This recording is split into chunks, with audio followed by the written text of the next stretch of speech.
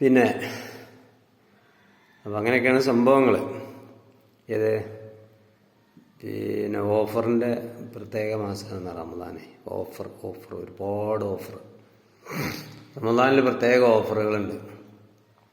റമദാനിലെ ഏറ്റവും വലിയ ഓഫറാണ് 27 എന്നാ പറയാ. പിന്നെ ലൈലത്തുൽ ഖദറിൻ്റെ രാവ് എന്നാണ് ഖുർആനിൽ പറഞ്ഞിട്ടുള്ളത്. ഖുർആനിൽ പറഞ്ഞ അങ്ങനെ ലൈലത്തുൽ ഖദറിൻ്റെ രാവ് എന്നാ. ആ രാവിനുള്ള പ്രത്യേകത എന്താ വെച്ചാൽ ഖുർആൻ ഇറങ്ങിയ രാവ് എന്നും പറയുന്നുണ്ട്. റമദാനിലാണ് ഖുർആൻ ഇറങ്ങിയത്. അപ്പോൾ പിന്നെ ഈ ലൈലത്തുൽ ഖദറിൻ്റെ രാവിലെ തന്നെ ആയിരിക്കും. അങ്ങനെയുണ്ട്. എന്തായാലും ഈ രാവിനുള്ള പ്രത്യേകത എന്ന് വെച്ചാൽ സാധാരണ ഓഫറൊന്നല്ല. സാധാരണ ഓഫർ എങ്ങനെയാ വെച്ചാൽ റമദാനിൽ ഇപ്പോൾ ഒരു സുന്നത്ത് ആയിട്ടുള്ളൊരു കാര്യം ചെയ്താൽ, ഒരു സുന്നത്ത് നിസ്കാരം നിസ്കരിച്ചാൽ ഒരു ഫർദ് നിസ്കാരം ചെയ്തതിൻ്റെ കൂലി കിട്ടുന്നാറുണ്ട്. അതുപോലെ തന്നെ ഒരു ഫർദ് നിസ്കരിച്ചാൽ 70 ഫർദ് നിസ്കരിച്ച കൂലി. ആ ഓഫർ 69 ഇരട്ടി ഓഫർ, ചില്ലറൊന്നുമല്ല.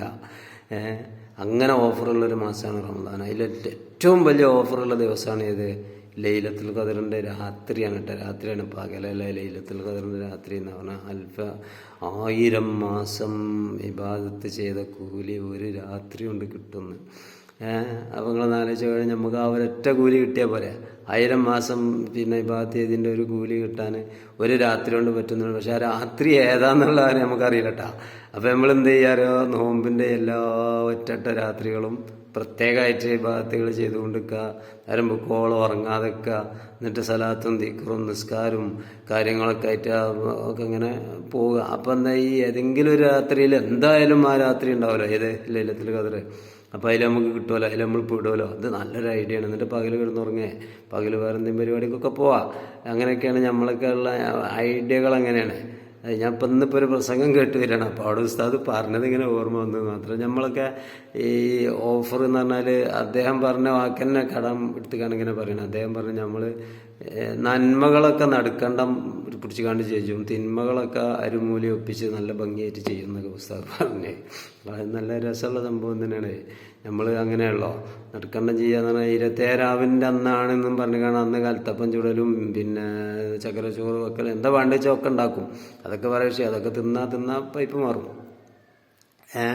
27 അന്ന് പ്രത്യേക ദ്വാരകളൊക്കെ ഉണ്ടാവും പള്ളിക്കലൊക്കെ. 27 അന്ന് അത് എല്ലായിടത്തും ഉണ്ട് കേട്ടോ. ഇവിടെ മാത്രമൊന്നല്ല, എല്ലായിടത്തും ഉണ്ട്. പരമാവധി പിരിവാണ് അതിൻ്റെ മെയിൻ ഉദ്ദേശം ഉണ്ടാവുക. അന്ന് എത്രത്തോളം പിരിച്ചാൻ കിട്ടണോ അത്രയും ഉസ്താദിന് ഭാഗ്യം, വേറൊന്നുമില്ല.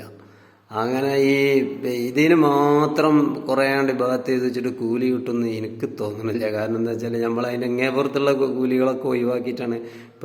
പിന്നെ ഉസ്താദ് പറഞ്ഞ മാതിരിക്ക് തന്നെ നമ്മൾ ഒരു ആൾ പെരേക്ക് വന്നു, അല്ലെങ്കിൽ ഒരു ഒന്ന് കണ്ട് ചോദിച്ചു. അപ്പോൾ നമ്മൾ കൈക്കുള്ള 10 റുപ്യ എടുത്തു കൊടുത്തു. അപ്പോൾ ഇയാൾ 10 റുപ്യ. അപ്പോൾ അത് ശരിയല്ല എന്ന് പറയാം. അപ്പോൾ പിന്നെ ആ 10 റുപ്യ അയാളാണ് വലിച്ചെറിഞ്ഞാണ്ട് പോയാൽ അയാളത് മൈൻഡ് ചെയ്തില്ലെന്നുണ്ടെങ്കിൽ ആൾക്ക് പിന്നെ നമ്മൾ 100 റുപ്യ കൊടുക്കില്ലല്ലോ. ഉറപ്പല്ലേ? ആൾക്ക് പിന്നെ 100 റുപ്യ നമ്മൾ കൊടുക്കാൻ പോലില്ല. അപ്പോൾ അതേമാതിരിക്ക് തന്നെയാണ് ഈ ലൈലത്തുൽ ഖദറിൻ്റെ അന്ന് മാത്രം കുറേ ഭാഗത്താണ് ചെയ്തിക്കാണ്ട് 1000 മാസത്തിൻ്റെ കൂലി വാങ്ങാമെന്നൊക്കെ വിചാരിച്ചാൽ തനി പൊട്ടത്തരാണ്. കിട്ടാൻ ഒരു സാധ്യതയില്ല. കാരണം എന്താ വെച്ചാൽ അതിനെങ്ങനെ പുറത്ത് ചെറിയ ചെറിയ കൂലികൾ ഒരുപാട് കിടക്കുന്നുണ്ട്. അത് നമ്മൾ എടുക്കൂല.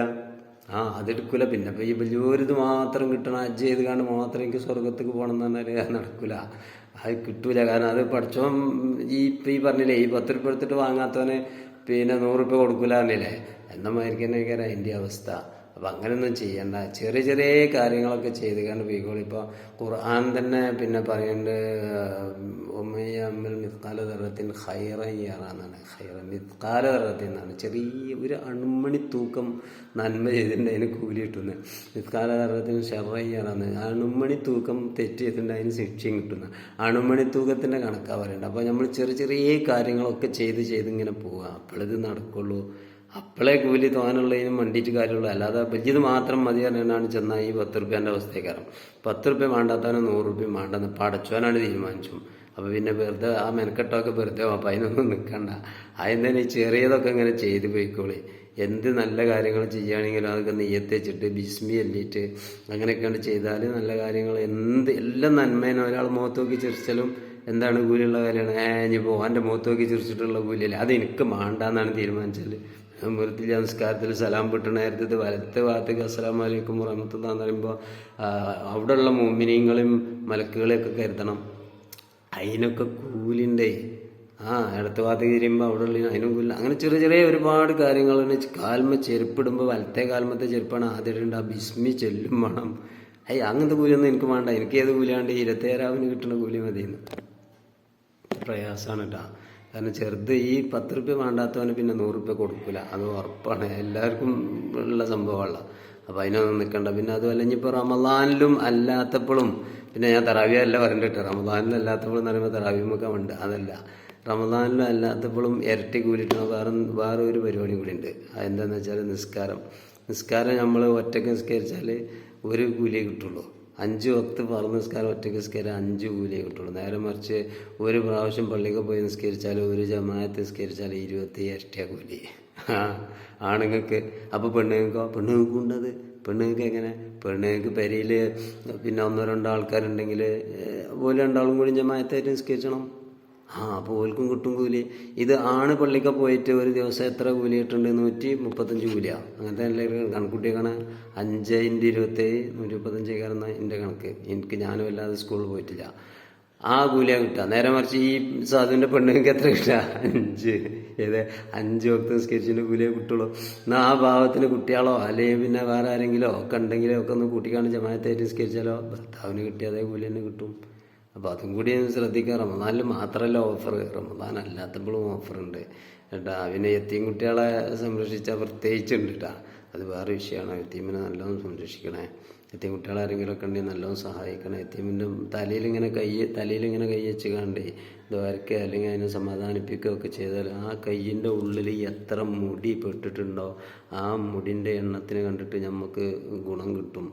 പിന്നെ അള്ളാഹു സുബ്ഹാനഹു വ തആല നമ്മൾ ദോഷങ്ങൾ പുറത്തു തരും, നമുക്ക് ഒരുപാട് ഗുണങ്ങൾ ചെയ്തു തരും.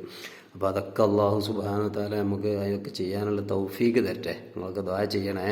അസ്സലാമു അലൈക്കും.